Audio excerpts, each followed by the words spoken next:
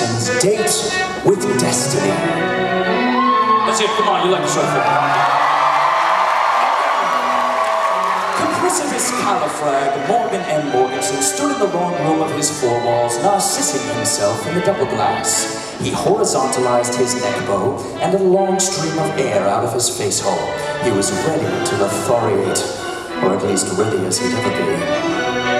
The eat room was all a-shadow with the tiny flames of wax sticks. Our man Morgan unstood onto a person holder and waited as the time teller ticked and talked on. Tardily, the saxifragus personette swavered through the wall hole. Her head front was polypainted with faux face, lips cherried to the max, sea-globe hairs emplused to twin the limbs of arachna monsters.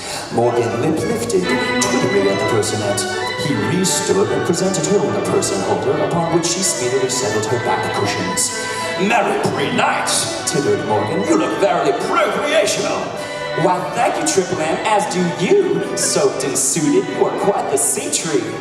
Morgan pinkified as the food bringer apparated, penguin-dressed. The gent was simply seeable as a skog, his down-looking head front formed as if he ever had a face hole full of sour yellows. The eat-room paid slave person pawed a duo of eat lists to Morgan and the personette, then disapparated. The potential procreators sea-globe scanned the eat lists chancelessly. They picked their eat plates and the food bringer reapparated, primarily enquesting Morgan on his desirated eat plate. For me, the body of a bunny baby, if you please, Morgan wrote the notes. And how would you prefer your bunny baby, sir? Black, brown, or bleeding? Bleeding, please. Morgan wondered. He lip-lifted at the food bringer and then targeted his sea globes at the personette. He was shook to see her sea globes dripping a little salt liquid. And for you, personette? Enquested the food penguin. Blood hiding, she unquested. The herbivorous option for me? Morgan spit-swallowed and loosed the top flaps of his chest cover.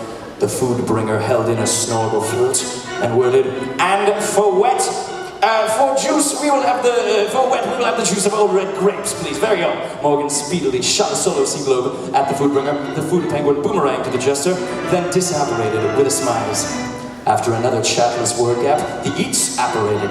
The food penguin citrusly unhid Morgan's eat plate. On it, unlived, the corpse of a bunny baby. Its manicular rapidaries as yet unremoved, its olfactory organ bunnish and ever cute.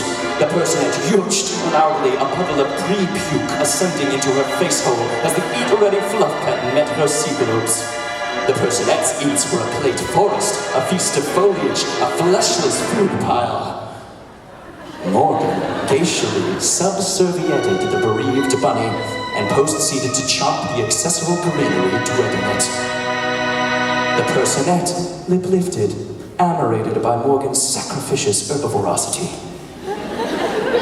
Post-bunny boycott, the word gaps filled fastly. The personette flirtated viciously and tilted Morganwards, displaying her front cushions bashfully. Morgan was full-heart butterflated by this ferocious femalian, haberdashed and hornified. He tittered as she toe-tangled with him sub-table. Speedily, they slurped the great liquid, and soonly their person paws pale tableside, glowed by the flamy wax sticks. Food bags full, they moneyed the food penguin and uprighted themselves. The personette had desirated to subdivide the debt, but Morgan M. Morganson swayed his top ball pendulumically no, and that was that. Out in the no walls, the duet locked sea globes, top bulb deep in procreational immotation. The person then touched her bottom lip with her top chompers and tilted Morganwards once more.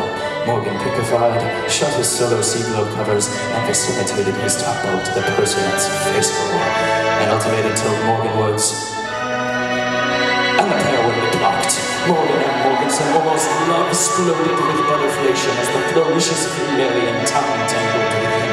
And through the hard clear of the eat room, the formerly falsituous food penguin lifted his citrus lips at the passion-paired persons. How could a Humanian fail to be emoted by such a celebracious coupling?